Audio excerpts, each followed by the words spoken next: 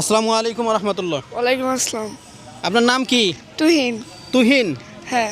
লেখাপড়া করেন আপনি? হ্যাঁ। কোথায়? পুলিশ লাইন ছাত্র উচ্চ বিদ্যালয়।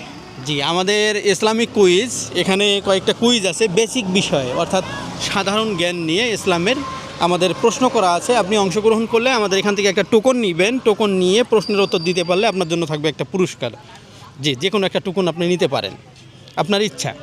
জি, এটা খোলেন, খুলে দেখবো আমরা কি লেখা আছে, এরপরে আপনি যদি প্রশ্নের উত্তর দিতে পারেন। এখানে লেখা আছে, কোন খলিফা সর্বপ্রথম ইসলাম গ্রহণ করেন? ফাতেমা।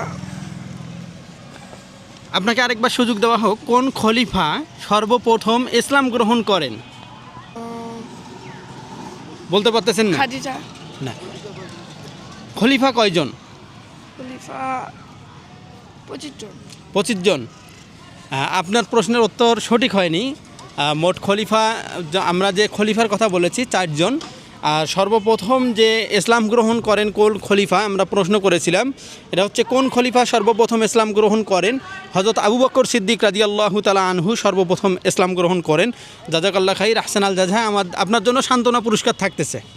আপনার জন্য এটা হচ্ছে সান্ত্বনা পুরস্কার। ধন্যবাদ।